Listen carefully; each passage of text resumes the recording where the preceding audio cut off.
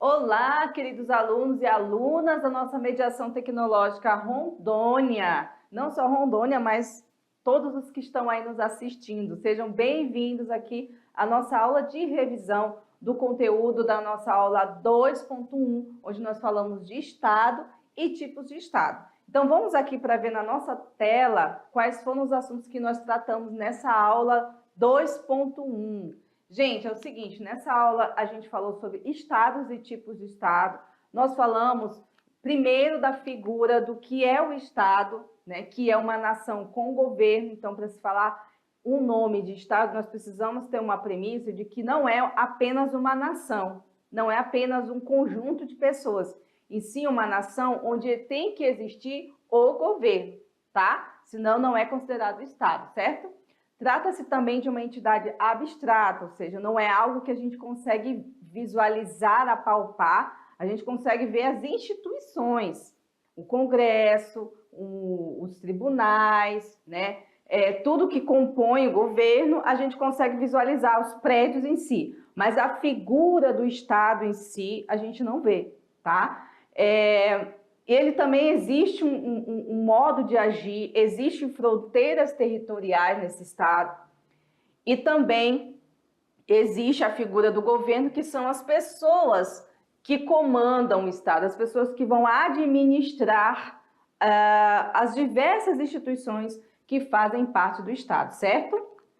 Então, aqui as definições de Estado em sociologia, a gente trouxe dois nomes. Tem outros nomes? Sim, mas a gente escolheu trazer aí o Norberto Bobbio e o Max Weber, para falar um pouco, né, categorizar um pouco melhor esse tema. Então, o Bobbio, ele fala que o poder, né, o Estado, ele é uma organização social que é complexa.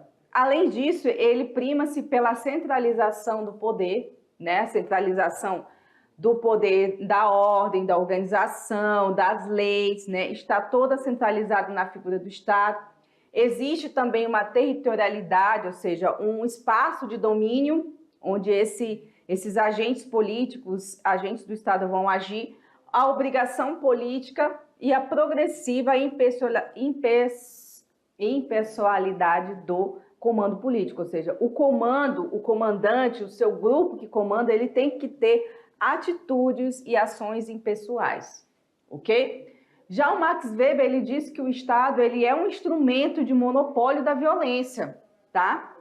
É um instrumento em que se exerce a força através das polícias. Por isso a gente vê aí, em todos os estados que você conhece, seja ele brasileiro, boliviano, peruano, nos Estados Unidos, existem as forças policiais, existem as forças armadas, que é para exercer esse poder da ordem. Então, para estabelecer a ordem, basicamente o Estado vai utilizar da força física e não física, porque aí existe também a força das leis, ok?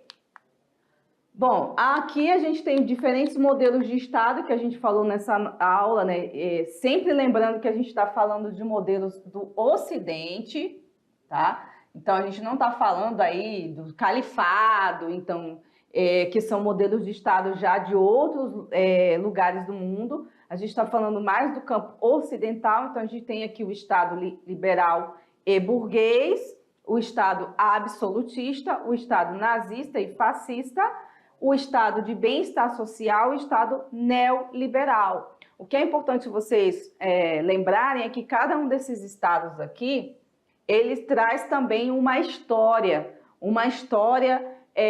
tanto das reivindicações da sociedade, como também das ações dos agentes políticos para manter-se no poder. Então, a gente tem, por exemplo, o Estado liberal nasceu no bojo da Revolução Francesa, né? E nesse bojo da Revolução Francesa trouxe a ascensão do capitalismo, da burguesia. Então, existe toda uma história. O Estado nazista e fascista veio lá do início do século XX, né? Trabalhando a questão aí do totalitarismo. Então, quando você fala de Estado nazista e fascista, você tem que lembrar dessa palavrinha, o totalitarismo, o fascismo, a perseguição, as mortes, né? os campos de concentração, e também toda uma ideologia que foi criada para amparar o pensamento do nazismo e do fascismo, né? Não nasceu de uma ação, e sim de um pensamento já ancorado. E por aí vai, temos o Estado socialista, do Estado do bem-estar social e o liberal, ok? Aí vocês voltem lá na aula para relembrar cada um deles. Agora a gente vai para a aula, né? A aula não, a gente vai para as atividades e logo a gente vai voltar para a correção e comentários mais sobre esse assunto que pode ser que tenha faltado aí durante essa nossa aulinha, tá bom? Então, daqui a 15 minutos a gente volta para a correção. Aguardo vocês.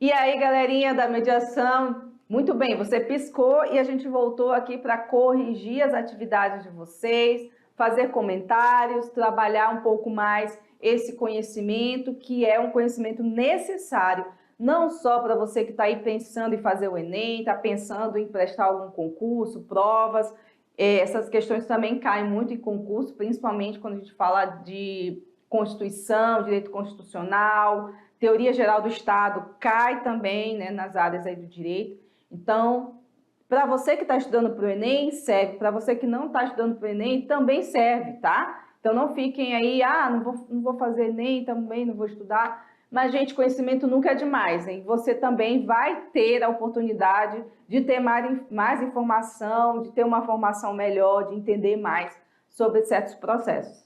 Então, gente, nessa atividade a gente tratou aí dos temas que nós falamos durante as aulas, são temas importantes, são temas fundamentais para a formação do cidadão, da cidadã do Brasil, e acho que é utilidade pública, né? Então, vamos aqui para as nossas questões e a gente conferir o que nós trabalhamos em cada uma delas, né? A questão número 1, o que nós falamos na questão número 1? Vamos lá ver comigo. Basicamente, o Estado se define como o monopólio da violência legítima, exercida através da polícia e das forças armadas. Essa definição de conceito de Estado é elaborada por... A gente falou isso também aqui na aula e falamos ainda agora na revisão. Então, não está, né, difícil de vocês saberem quem foi. Foi o Max Weber que falou isso? Foi o Norberto Bobbio? Foi Nicolau Maquiavel? Foi Karl Marx ou foi o John Maynard Keynes? Quem foi desses teóricos aí que falou sobre o monopólio da força, né, o monopólio da violência que é legitimada através do Estado? Nós problematizamos esse tema, né? Muito bem, então vamos para a resposta aqui? Foi o Max Weber. Foi o Max Weber que trouxe para a gente essa reflexão de que o Estado não é apenas um agente de organização de manter a ordem, né, do processo, de manter a ordem social, como se for necessário, se tiver um ambiente de desordem, de baderna, vandalismo, revolta, o Estado pode utilizar da força policial, das forças armadas, do exército, da aeronáutica, enfim, de todo o aparato que ele tiver, para poder estabelecer essa ordem. Por outro lado, gente, quando se chega a uma questão como essa, quando a gente vê que o Estado passa por essa desordem, revoltas, manifestações, essa força que o Estado usa, ela é questionável, porque vai depender, né, do tamanho dessa força, como que vai ser utilizada essa força. Vai ser de maneira desproporcional? Os policiais podem agir de maneira muito violenta por uma coisa que não precisava, né? E aí entra em conflito com os direitos humanos, até onde se pode ir, até onde não pode ir, né? Então, quando a gente fala desse monopólio da força legítima, entra nesse bojo de discussão várias coisas complexas, como até que ponto o Estado pode intervir com essa força física, causando danos nas pessoas que ali estão naquele momento de conflito. Então, pode causar mortes, pode causar problemas, depredações. Então, assim, Tudo isso é muito difícil da gente analisar. Por isso que quando a gente fala dessa coisa do monopólio da força, a gente tem que analisar caso a caso, situação a situação, para a gente poder entender quando o Estado exerce uma força de maneira desproporcional, de maneira violenta demais, de maneira repressora. E essa repressão ela pode representar um problema muito grande dentro de qualquer sociedade, qualquer Estado, né? Muito bem, então vamos aqui para o número 2, para a gente continuar aqui a nossa reflexão de hoje.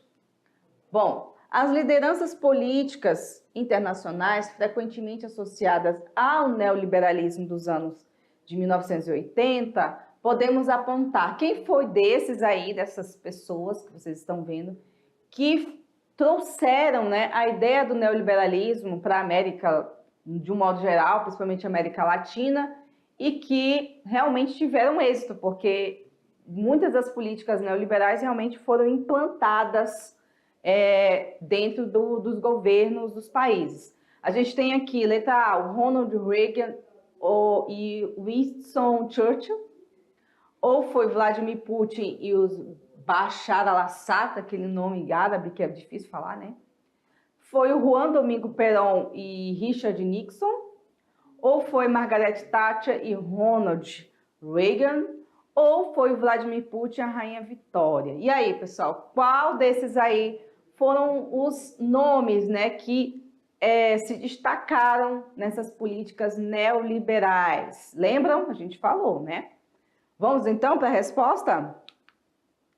Muito bem, foi a Margaret Thatcher e o Ronald Reagan. Eles trouxeram, né, essas ideias neoliberais da Europa, que se espalhou por toda a América, principalmente pela América Latina, porque era um plano deles, né, trazer para a América Latina essas premissas, né, essas políticas, essas ações neoliberais, para poder abrir os mercados, então, para poder ter facilidades também para os países ricos, né?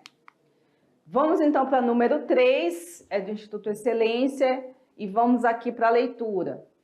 Para o historiador Robert O. Paxton, o fascismo é produto típico do século XX.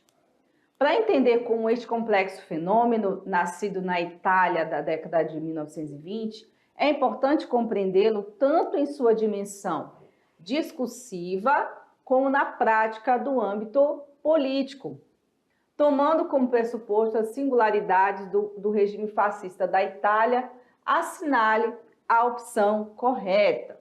Vemos aí então que o autor ele destaca uma coisa importante, que o fascismo ele não é apenas uma prática no âmbito político, ele também é uma prática discursiva, ele também é uma ideologia. Antes dele existir como prática, ele existiu nas ideias. Isso é importante a gente saber, por quê? Porque todos os regimes políticos, eles começaram primeiro nas ideias, nas ideologias, para depois eles passarem a ser uma prática, né? Assim também não foi diferente no fascismo, ok? Vamos aqui. Então, qual dessas alternativas elas se apresentam como pressuposto da singularidade do regime fascista? Letra A. Entre os fascistas havia um forte apelo ao capitalismo como modelo ideal de produção, mas sendo eles influenciados por vertentes socialistas que criticavam a exploração do proletariado. Com certeza não, porque o fascismo ele renegava totalmente o socialismo, ele renegava totalmente as lutas de classes. Então a letra A também já está fora. Letra B, o fascismo preconizava a unidade nacional em detrimento do interesse individual e mesmo que sua ascensão tenha sido marcada por episódios de violência, obteve uma considerável apoio, né? Aqui não está escrito, apoio de comuns entre setores da elite. Então, será que está certo isso, gente? Vamos para C. Não é possível situar o fascismo italiano como um regime de direita ou de esquerda. Assim, ele se encontra no centro como conciliador dos extremos.